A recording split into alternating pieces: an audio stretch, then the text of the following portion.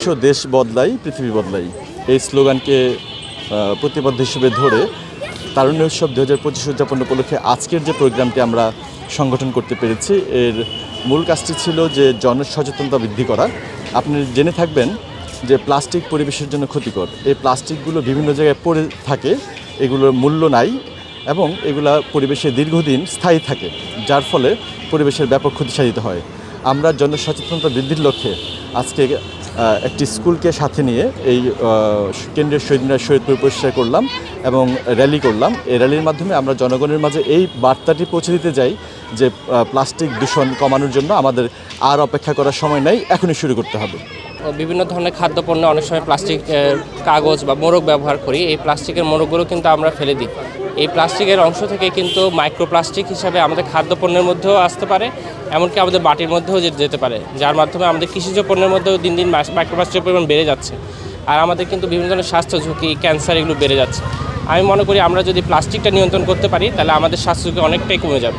আসলে আমাদের আজকের এই পরিচ্ছন্নতা কর্মসূচির উদ্দেশ্য হচ্ছে আমাদের তরুণ প্রজন্মের মাঝে তার পারিপার্শ্বিক পরিবেশ এবং তার ভবিষ্যৎ প্রজন্মের জন্য একটি সুন্দর পরিবেশ নিশ্চিত করার জন্য নিজের আঙিনা সহ চারপাশের পরিবেশ যেন পরিচ্ছন্ন রাখে সেই বিষয়ে আমাদের বর্তমান প্রজন্মকে সচেতন করা।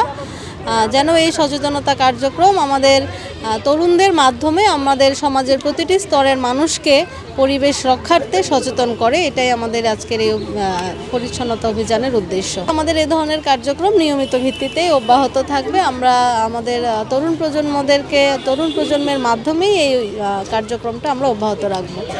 শুধু পলিথিন না, পরিবেশের জন্য ক্ষতিকর যে কোনো কিছুকে আমরা হয়তো একদিনে কমিয়ে আনতে পারবো না, কিন্তু সেটাকে আমরা ক্রমান্বয়ে যেন হ্রাস করতে পারি, পরিবেশটা সুরক্ষা করতে পারি, এই বিষয়ে আমাদের সমাজের প্রত্যেক স্তরের মানুষের কাছেই আমাদের আবেদন থাকবে। ওনারা যেন নিজের বাড়ির আঙিনা থেকে শুরু করে চারপাশের পরিবেশ সবসময় পরিষ্কার পরিচ্ছন্ন রাখে এবং পলিথিন বা প্লাস্টিকের পরিবর্তে আমাদের দেশীয় চটের এবং পাটের ব্যাগ ওনারা নিয়মিতভাবে ব্যবহার করে।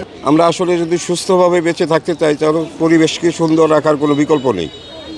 পরিবেশকে সুন্দর আমাদের বাঁচার জন্যই, আমাদের জীবন ধারণের জন্যই পরিবেশকে সুন্দর রাখতে হবে। আর এই পরিবেশ সুন্দর রাখার দায়িত্ব আপনার আমার সকলের। আজকে যারা শিশু, তারা আগামী দিনের ভবিষ্যৎ, তাদেরকে এই বিষয়ে সচেতন করতে হবে। সাথে সাথে আমাদের যেই জনসমাজ আছে, আমাদের যে পরিবার আছে, সমাজ আছে, এদেরকেও সচেতন করতে হবে।